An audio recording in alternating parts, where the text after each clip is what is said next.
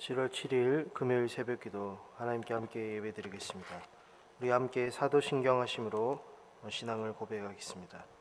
나는 전능하신 아버지 하나님 천지의 창조주를 믿습니다. 나는 그의 유일하신 아들 우리 주 예수 그리스도를 믿습니다. 그는 잉태되어 동정녀 마리아에게서 나시고 본디오 빌라도에게 고난을 받아 십자가에 못 박혀 죽으시고 장사된 지 사흘 만에 죽은 자 가운데서 다시 살아나셨으며 하늘에 오르시어 전능하신 아버지 하나님 우편에 앉아 계시다가 거기로부터 살아있는 자와 죽은 자를 심판하러 오십니다. 나는 성령을 믿으며 거룩한 공교회와 성도의 교제와 죄를 용서받는 것과 몸의 부활과 영생을 믿습니다. 아멘. 찬송 310장 찬양드리겠습니다. 찬송 310장입니다.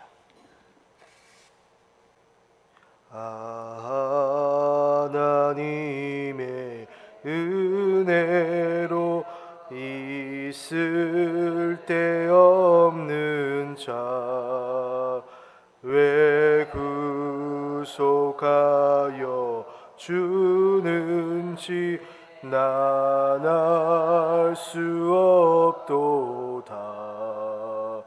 내가 믿고 또 의지함은 내 모든 형편 나시는 주님 늘 보호해 주실 것을 나는 확실히 아네.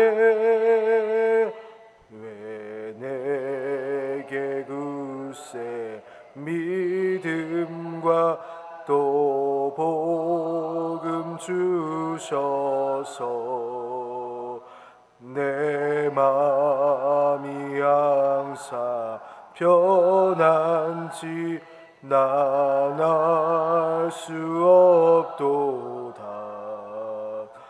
내가 믿고 또 의지함은 내 모든 형편 나시는 주님 늘 보호해 주실 것을 나는 확실히 아네. 왜 내게 성령 주셔서 내 마음 감동해 주 예수 믿게 하는지 난 알 수 없도다. 내가 믿고 또 의지함은 내 모든 형편 나시는 주님 늘 보호해 주실 것을 나는 확실히 아네. 주 어째 강림하실지 혹밤에 혹낮에 또 주님 만날 그곳도 난 알 수 없도다. 내가 믿고 또 의지함은 내 모든 형편 나시는 주님 늘 보호해 주실 것을 나는 확실히 아네. 함께 나눌 하나님의 말씀 마태복음 5장입니다. 마태복음 5장 3절부터 10절까지 말씀 함께 보도록 하겠습니다. 한 절 한 절 교독해서 읽도록 하겠습니다. 심령이 가난한 자는 복이 있나니 천국이 그들의 것임이요.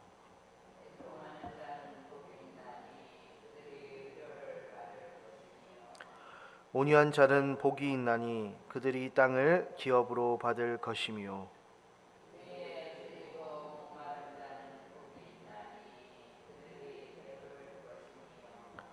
긍휼히 여기는 자는 복이 있나니 그들이 긍휼히 여김을 받을 것이며.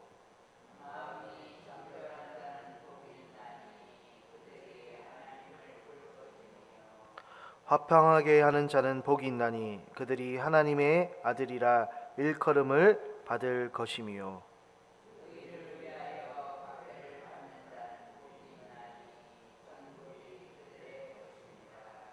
아멘. 이 긍휼하면 우리 말로 이제 좀 어려워 보이지만 사실은 아픔에 공감한다, 이렇게 얘기를 할 수가 있는데요. 이 긍휼, 이 단어를 보게 되면 실제로 원어에서는 이제 어떻게 쓰냐면 우리말로 쉽게 얘기해서 사랑이라 얘기할 수 있는데요.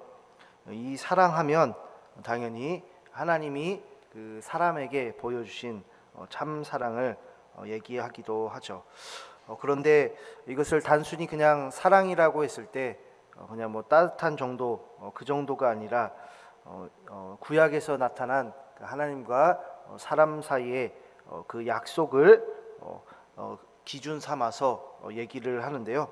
하나님이 이제 약속하셨을 때 이렇게 하나님 대체로 구약에서는 그 시대 때는 사람과 사람 사이에 반드시 계약을 맺어서 이 약속은 반드시 이루어져야 한다라는 것이 당시 나름대로의 이제 룰이고 규칙이었는데요. 그 규칙을 이제 잘 어떻게 보면 지키자 하는 의미에서 이제 보여준 것이 이제 동물을 이제 반으로 쪼개서 이제 쪼갠 다음에 양쪽에다 두고서 그 사이를 그 두 사람이서 같이 걸어갔다가 오는 것으로 이제 이제 보이는 그런 약속들을 맺었는데요. 한마디로 말해서 이제 동물을 쪼갰다라는 것은 쪼개서 그 사이를 걸었다는 것은 약속을 이제 서로가 이제 뭐 두 사람이서 했다라고 한다면 두 사람이서 한 사람끼리 그 쪼개진 동물 사이를 보면서 죽은 동물을 보면서 우리가 만약 약속을 깼을 때 약속을 깬 사람이 이 동물같이 반으로 쪼개져도 상관이 없다. 그러니까는 죽음을 각오하고서 하는 약속이라고 하는데요. 어떻게 보면 좀 잔인하기도 하고 그리고 피를 보면서도 야 이게 그 정도의 약속인가? 그러니까 그만큼 서로가 서로를 신뢰해야 한다라는 그런 증거가 되기도 하죠. 그런데 이 긍휼히 여기는 자 할 때 이 긍휼이 바로 그 구약의 사랑의 개념 그리고 하나님의 약속의 개념을 바탕으로 나왔다라는 것이죠. 실제로 그래서 우리가 보면 그 구약에서 하나님께서 아브라함을 부르셔서 분명 아브라함은 이제 동물을 이제 죽여서 반으로 나눠놨는데요. 그런데 거기서 그 약속에서 중요한 것은 하나님께서 그 이제 불로 나타나셔서 그 길을 그 사이를 동물 쪼갠 사이를 지나가셨는데 아브라함은 지나가지 않았어요. 무슨 말이냐면 하나님께서 자신이 그 약속을 반드시 이루시겠다는 자신의 생명을 걸고 약속하신 거거든요. 그런데 그 약속이 무엇이냐면 약속의 당연 내용이 중요하겠죠. 너는 복의 근원이 될지라 계속 얘기하면서 결국에는 복의 근원이 된다라는 것은 너가 바로 하나님의 백성이다. 그리고 너의 자손들도 하나님의 백성으로서 살 것이다. 너는 나의 사람이다 라고 하시는 것이죠. 실제로 그래서 아브라함 그리고 그 아들들 이삭, 야곱 그리고 야곱의 12아들 그리고 점점 나아가서 그 이스라엘 백성들로 점점 넓혀져 가는 것을 볼 수가 있는데요. 그러다가 보시면 신약에 와서는 다시 누구에게 초점이 맞춰지냐면 예수님에게 초점이 맞춰집니다. 한마디로 말해서 우리가 긍휼을 배우려면 예수님을 보고 배워야 한다라는 것이죠. 그렇다면 예수님의 사랑이 무엇일까요? 예수님은 그 어떤 사람보다 아픔을 공감했다라는 거예요. 아픔을 공감했다라는 것은 그 사람의 마음을 잘 읽었다라는 것인데요. 그리고 그 사람의 말을 끝까지 들어주었다라는 말이죠. 그런데 예수님을 보시면요, 진짜 실제로 그래요. 사실 우리가 인생을 살다 보면 아픔을 이제 공감해주면 좋은데 내가 이제 사는 게 너무 힘들어서 다른 사람의 말도 정말 받아들이기가 힘들 때도 있거든요. 그 사람이 아플 때 내가 위로를 해주면 좋은데 나도 아프기 때문에 사실 위로하기가 만만치 않습니다. 거기다가 내 주변에 있는 사람들만 위로해줘도 참 좋은데 그 주변에 있는 사람들도 위로해주기가 참 힘들다라는 것을 알 수가 있죠. 왜냐하면 뭐 직장이든 교회든 어딜 가든 간에 나와 물론 성향적으로 잘 맞는 사람이 있는가 하면 성향적으로 잘 맞지 않는 분들도 계시거든요, 실제로. 근데 그렇게 하다 보면 참 이게 공감을 해줘야 되는데 공감이 안 될 때가 있습니다. 왜 저 말을 하나? 왜 지금 저런 어떤 마음가짐으로 살아가지? 약간 그런 게 이해가 안 될 때가 있거든요. 그리고 때로는 어떻게 보면 솔직한 마음으로 듣기 싫을 때도 있는 것이 사실이죠. 그런데 예수님의 모습을 보면요, 자신에게 오는 그 사람들 그리고 자신이 찾아간 그 사람들을 향해서 어떤 한 사람도 놓치지 않으셨다라는 것이 중요하죠. 그렇다라는 것은 정말 예수님의 마음이 참 사랑이다. 어떤 사람을 가리고 어떤 사람을 차별하는 것이 아니라 어떤 사람만 공감하고 어떤 사람은 그냥 내치는 것이 아니라 하나님 그 주님께로 오고 주님이 만나는 그 모든 사람들에게 항상 그 마음 문을 열어 놓으셨다라는 사랑의 문을 열어 놓으셨다는 것은 우리가 보고 본받을 만한 내용이죠. 그래서 성도님들 우리가 한 사람부터 시작하는 게 좋은 것 같아요. 공감은 내가 가장 가까이 있는 그 사람의 말을 공감하지 않고 들어주지 않으면 사실 그게 이제 공감을 시작할 수가 없다라는 거죠. 내 주변에 있는 사람이 가장 가까운 것이 가족이잖아요. 그러니까 가족의 말을 잘 들어주는 것이 중요한데요. 사실 가족이라고 했을 때 너무 이제 가깝다 보니까 마음이 좀 이제 좀 풀어지는 경향이 있어요. 편안하죠. 그러다 보니까는 이제 할 말 안 할 말을 이제 어떻게 보면 가려서 해야 될 때도 있지만 때로는 이제 마음이 이제 너무 편안하다 보니까 모든 말을 그냥 다 해버려요. 그래서 오히려 공감한다 하면서 이렇게 툭툭 던지는 말들이 때로는 우리 가족의 마음에 상처가 되기도 하고 아픔이 되기도 하죠. 그래서 이 긍휼을 보면 같이 함께 따라가야 되는 것이 우리 작전기도 표에 보시면 공감 옆에 바로 써진 것이 친절이라 할 수 있어요. 그러니까 예수님의 그 사랑 안에 담겨 있던 것은 항상 자비하고 공감하고 친절했다라는 거죠. 그러니까 우리가 그 예수님을 본받아 살아간다라고 한다면 당연히 다른 사람들을 위해서 긍휼히 여길 줄 알아야 한다.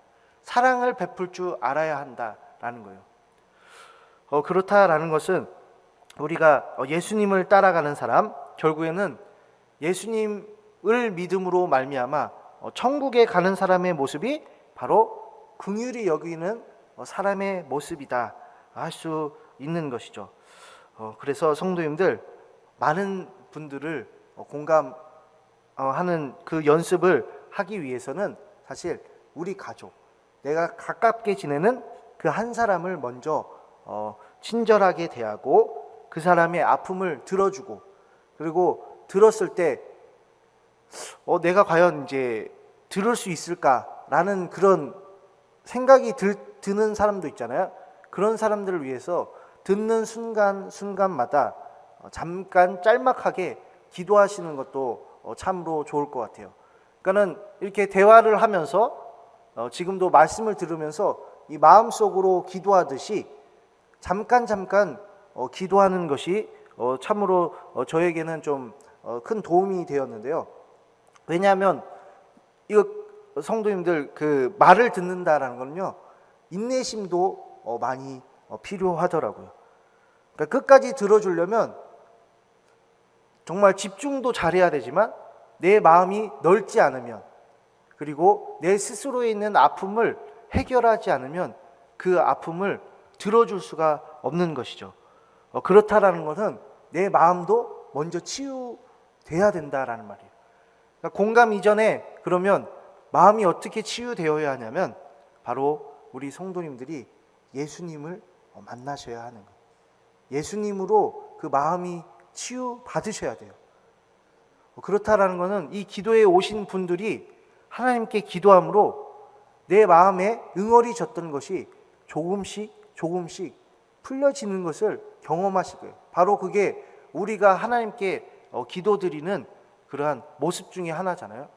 성도님들이 간절한 마음으로 기도하실 때 예전에 묵혀뒀던 그런 아픔들, 지금 겪고 있는 근심들, 그리고 미래에 정말 다가오는 그 어려움 때문에 내가 마음이 정말 울적하고 힘드시다면 그 하나님께 기도함으로 그 마음이 풀리시고, 또한 하나님의 긍휼을 경험하셔서 다른 우리 성도님들께도, 다른 이웃에게도 그 긍휼을 전하는 우리 성도님들 되기를 간절히 축복합니다.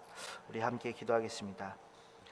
하나님, 오늘 하나님의 긍휼을 통해 하나님이 자신의 생명을 거시고 약속하신 것을 볼 수가 있었습니다.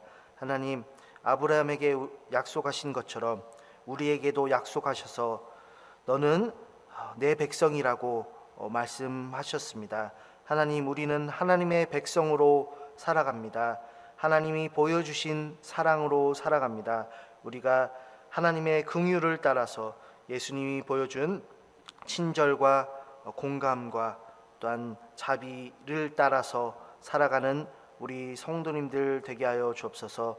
또한 우리 마음속에 아픔이 있었다면 우리 성도님들 마음을 그 하나님의 크신 손으로 어루만져 주셔서 정말 그 슬픔을 위로하여 주시고 또한 공감하여 주시고 치유하여 주옵소서.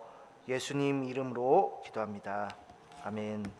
하늘에 계신 우리 아버지, 아버지의 이름을 거룩하게 하시며 아버지의 나라가 오게 하시며 아버지의 뜻이 하늘에서와 같이 땅에서도 이루어지게 하소서.